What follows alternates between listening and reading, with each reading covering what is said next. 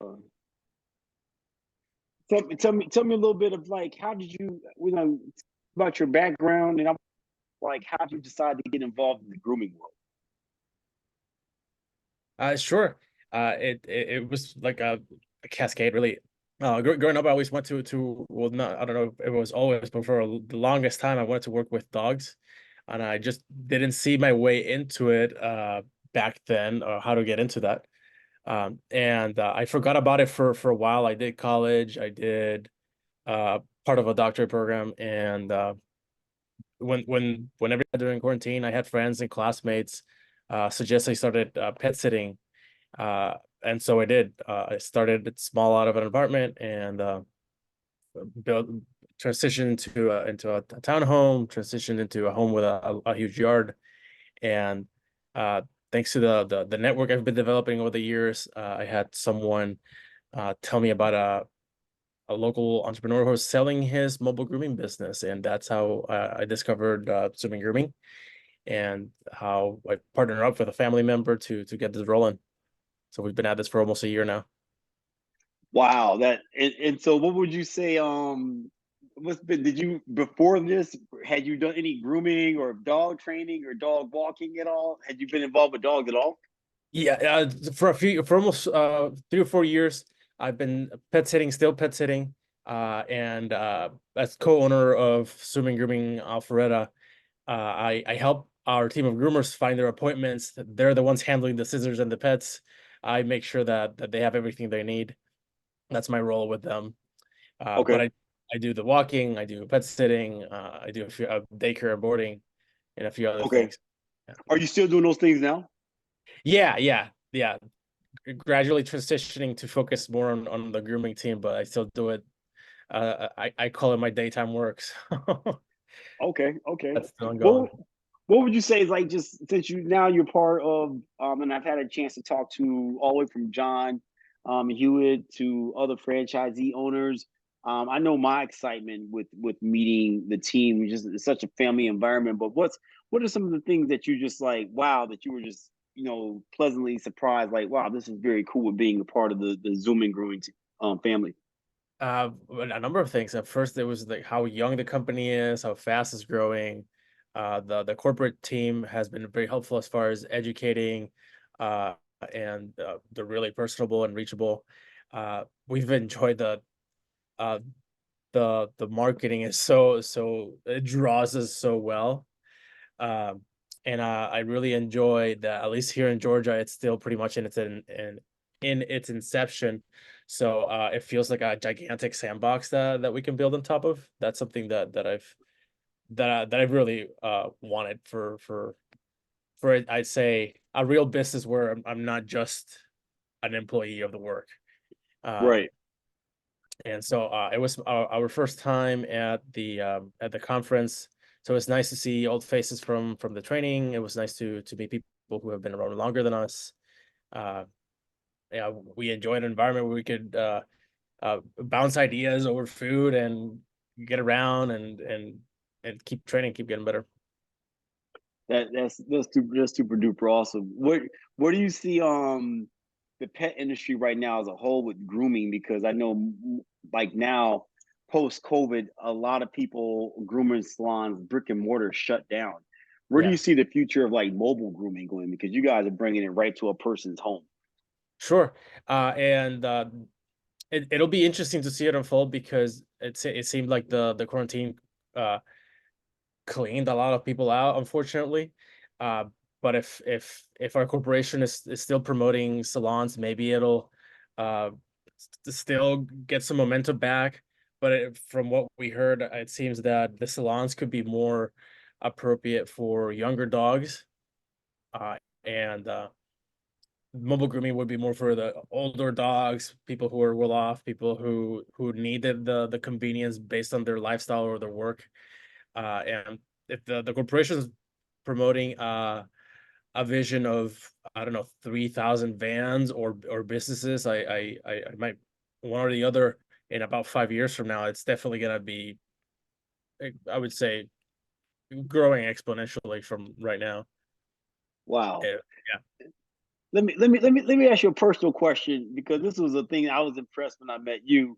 Would you mind sharing your age with the viewers? Because I love meeting entrepreneurs that are getting going. Because sometimes people think, because of my age, I can't start a business or I don't have the financial resources. But can you share your age and just kind of like like what makes, how did you decide just something in your path that said, hey, I want to be an entrepreneur and venture out into this, because it's an investment. So, Yeah, so right now I'm 30, and what started it was a good 10 years ago. Um, Accidentally, I joined a few entrepreneurship classes in college, just because some professor said that if we got a minor in it, it'll make us look our resume look better. And so the classes, it was like 4 classes. The classes were fun, but I did forget about it for a while. It was more from, uh, I guess, what some of us call long distance mentors or more or mentors, people who are teaching online different topics. okay. I chanced upon different books that I wanted to learn more, and then I got into the rabbit hole of learning uh, outside of my college courses, and one name leads to another, and then the next name leads you to so many more entrepreneurial names, and you just start learning about as many from as many of them as you can.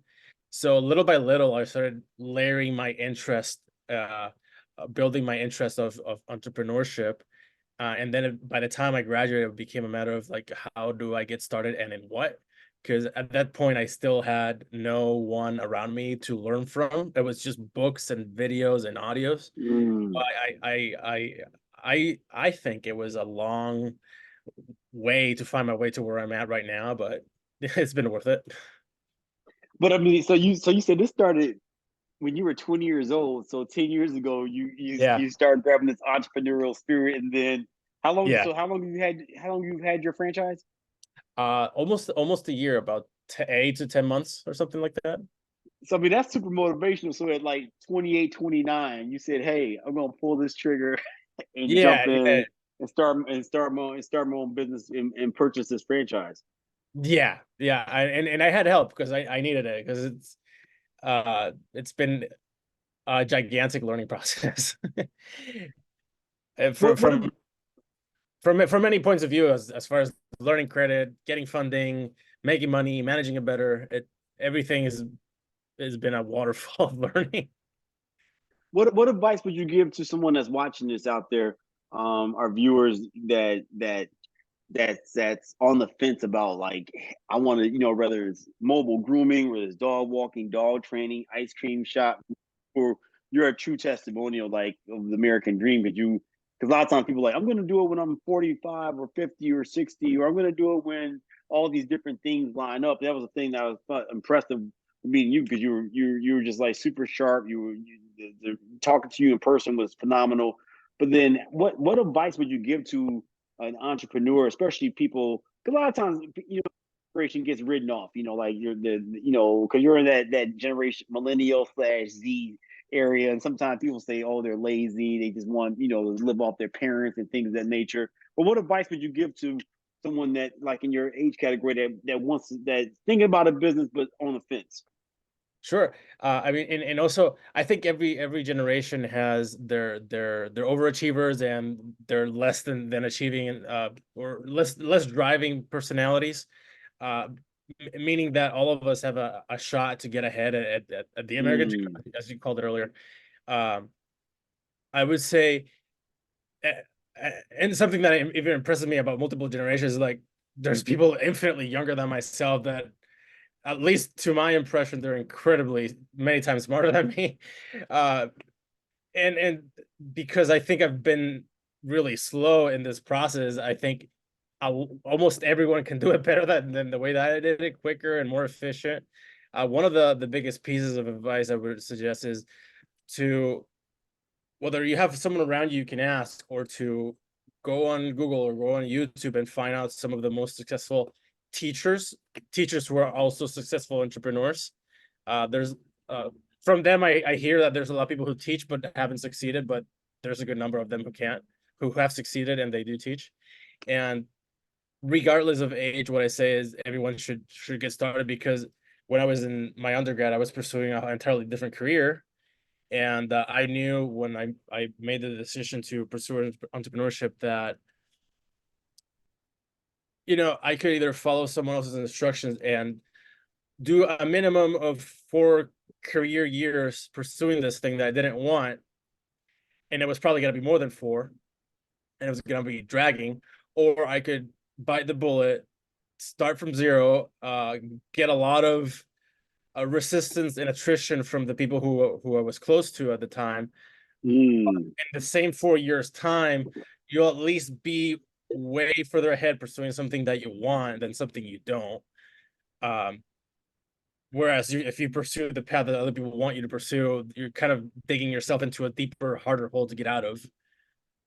So, you know, I've always felt late to whatever I'm pursuing, but it's better to get started in the moment rather than 4, 10 years uh, from now. You mentioned that you would have spent like 4 years preparing. What were you going to school for? I What was was going your to original school. plan? Yeah, I was going to school for information security. So Wow. Okay. yeah, so for me, it was monumental, just the internship job process, and then to think about all the certifications that require studying, that require money to apply, that require time, money, energy to stay up to speed with, as everything changes every year.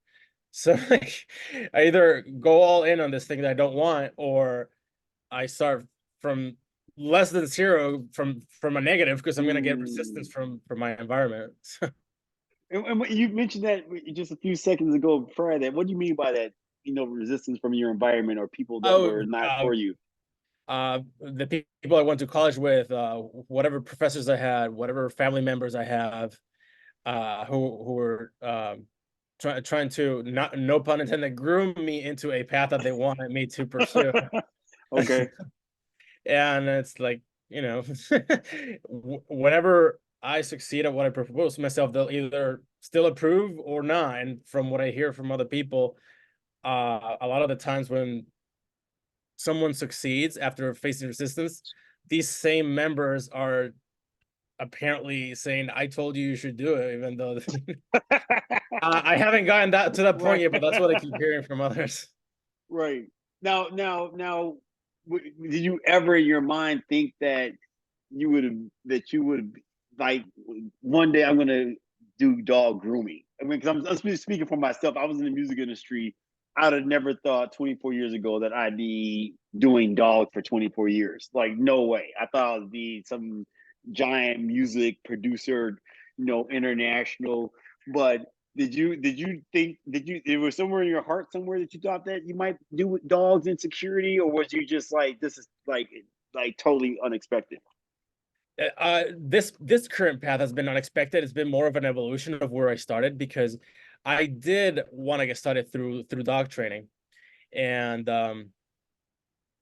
so I never did I anticipate either being involved with business or being involved with grooming. So since I graduated and decided I wanted to get into entrepreneurship, I definitely was not thinking about training, sitting, grooming, nothing. So it's been a welcome surprise for sure. That's super. What's some of the things that now, because you're I think it's so phenomenal and neat that you are, and the trucks are beautiful. I love these trucks. You got this Yeah. beautiful truck pulling up to. And I mean, I'm just thinking. I wish I had that when I was in the 80s or 90s when we had these Afghan hounds and German shepherds, because that was the whole thing: putting the dog in the car, bringing them to the grooming salon, dropping them off, waiting for them to get done, pick them up, put them back in your car. So now, what's some of the things, just joy that you would not have necessarily expected that you like get out of like hearing about testimonials from clients of like what are clients saying about like, wow, this is cool that you guys are coming. Yeah, but people are complimenting that the service is available as a convenience. People are uh individually complimenting the groomers that took care of their pets by name, about their attention to detail, about their patience, about a number of other things. And something else I would add to what you asked earlier about um, giving advice to any generation is to constantly check oneself about how open-minded we are and how alert we Mm, are to the opportunities that are around us. Uh, mm. because we could be convinced that we are, but we could always be a little bit different or a little bit better. Um, and if that wasn't the case, I wouldn't have been attentive to when someone suggested that I started pet sitting. I wouldn't have been open-minded about trying to take over someone's mobile grooming business. Um, then these are things that are new. Like pet sitting wasn't a thing just a couple of years ago. No, Uh, not at all. yeah, and neither was a franchise for mobile grooming. It didn't No, even exist. no. So you could have all these opportunities around you, but if you're not open-minded or attentive, you're just not even gonna notice it. I love that because that's a good point. 'Cause you just made me think about something. Just in 2000 when I started, it was a guy named Dan Rubenstein. Shout out to Dan Rubenstein if you're watching. But he started doggy daycare, and I remember meeting him. Was like, this is insane. I mean, people are paying you $500 a month for the dog to run around all day from this time to this time, and people were doing it. So that was back in 2000. I mean, but in 98, 97, people we didn't think of doggy daycare. So that's really cool, and just seeing the evolution of the dog industry, like mobile grooming. If you had to look into your crystal ball, where do you see mobile grooming going? Do you see what things you see added to it? Because obviously, I mean, because then people start having some grooming trucks, but not you guys are like the Mercedes of trucks. These trucks are super Yeah, beautiful, yeah. so what do you see, like some things that if you could have your crystal ball, like, wow, if this like this now, this is where it's going to be like 5 years from now. Sure. I mean, you might have overheard when we met that we have people developing uh like high quality batteries to replace our power generators. Um, Right. I know Yeah. that um we'll have better systems to communicate with the dog owners and staying in touch with them. I'm sure of that. Um, maybe the demand will probably definitely increase. I know something that will be valuable that you may also have heard of when we met. Um, Different resources for calming dogs, whether it's hemp or whatnot. Mm, I know the education for I'll call it the groomer's bedside manners to over how to communicate with the owners or communicate with their pets should it increase and improve over time, just to make everyone's life easier and the work easier. that'd be super. That's super cool. I could see that. Just which I mean, that's the thing too to think about, because you guys are. I mean, I'm so impressed with these franchisee owners such as yourself, because you're doing the grooming. So you're managing the dogs, you're managing the pet parents, but then you're managing this office on wheels, Yeah, this building on wheels, because you got to think about stuff, and where you park it, the engine, the where I was. My mom was just so explosive when you all were just breaking down, and sharing notes as far as how you maintain these vehicles, so there's multiple different things that are going on with that. But with that said, my question came to my mind when you were talking. I mean, what do you see? How many more of these franchises do you see just doing one and done, or you're gonna increase the empire and get more of these trucks? for sure. I mean, the owner of the corporation says that we can get to 3,000 in 5 years. I think we can get to more. Wow. Myself, Woo! yeah, myself, I want to cover Georgia with Love it. Van as a start, but and then I want to see what else is possible for our team to grow beyond within and beyond Georgia. And that's Wow. what I'm looking forward to. And some another passion of mine is um, marketing, or otherwise known as getting our name out there. I Hmm. find it fun, and I know that a lot of people need it inside and outside of mobile grooming. So better resources and education for marketing. I see that in the future too. And I love, because you mentioned it more than once. And thank everyone that's out there that's watching. Thank you, Bruce, that's watching. Thank you, Heather, with Positive Precious Cargo. Thank you to my mom who's watching the show. Who else is on here? Thank you to Real Howard who's watching the show, and all those. Sometimes it pops up who's watching, sometimes I can't see. But thank you all for watching our show. I'm here with Kevin Ortega, entrepreneur, and I just love when people start their own businesses, they go out on a limb. Because I know when I went to dog training, people were like, "You're picking up dog poop now? You're a dog walker?" No, I'm dog training. Like I like even if I was picking up dog, I know people are making tons of money picking up dog poop now, but it doesn't matter. But a lot of times you have a lot of naysayers.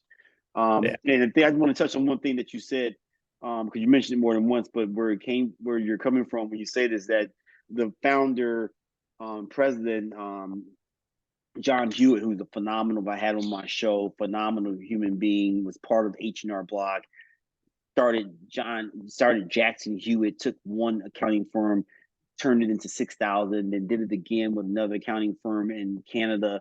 One of the only people in U.S. history that has created the most franchises. I call him he's the granddaddy of franchising, right? Super smart, intelligent, motivational person, but he says Humble that too. he's going to take right, super cool, humble, and touchable. I mean, I've just in my brief interactions with him, I've learned a lot. But the mission is to go from this 100 to 3,000 in the next 5 years, and the fact that you all have gone from 1 to 100 in 3 years is phenomenal, and it's just something that a pet culture. I mean, that I've not experienced. Like just, and I hate to say this, but a lot of times, like dog professionals aren't always friendly with each other. And I just felt like No. this, like family. Like, can you speak upon it? Because you were doing dog walking and other stuff. Am I correct by saying that it's a very family kind of vibe over there? I definitely pursue creating that around me. I know that from reading books, from reading articles online, from watching different platforms. I know that there's a lot of uh, I don't know if strife or conflict in the industry is the right concept for it, because everyone doesn't always jive with their different mindsets and approach towards their towards their concurrent professions. Everyone's growing, but everyone believes that their way is the way. So that's what I've noticed. I try to be mindful of who's around me and make sure I speak to their language. But other than that, Right. that's what I've noticed.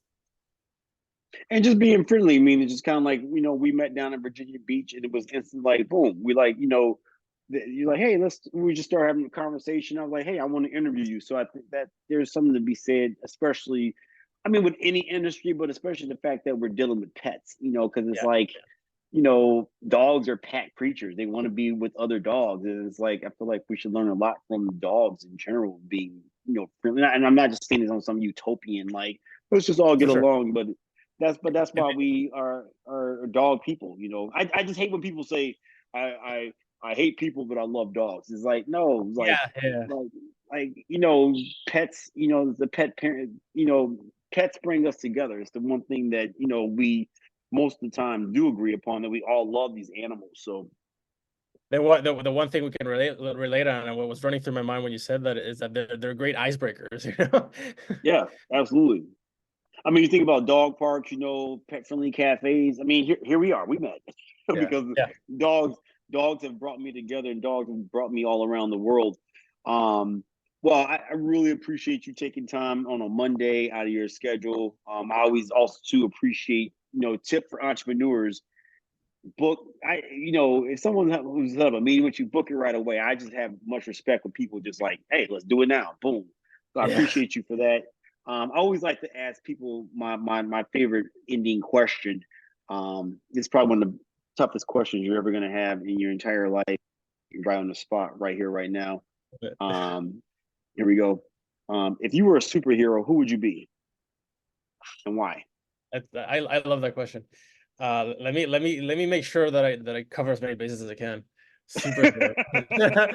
If I can remember all the faces that I like.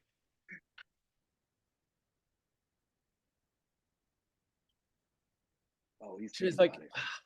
I love the growth and the brains and the resourceful of Iron Man, but I love Okay.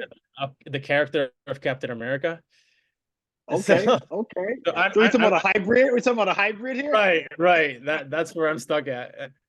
Because Okay, I okay. could say I love the recent goofiness of Thor, but I want to craft an impact, and the way I can do that is either with character or with ingenuity. So Boom, boom. Hey, we'll settle for that hybrid.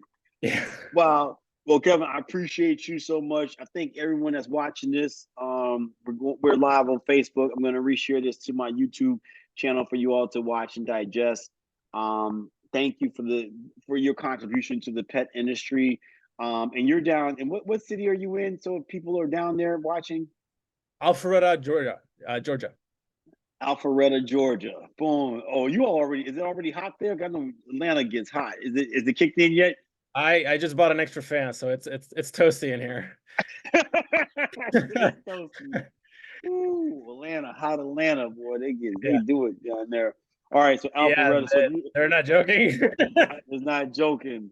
So if you're watching this and you're in Alpharetta, look for Zoomin Groom, Google them, Google the website, and you can find Kevin and his franchise down there. Support beginning entrepreneurs and go out there and start your entrepreneurial dream. There's no better time than right now.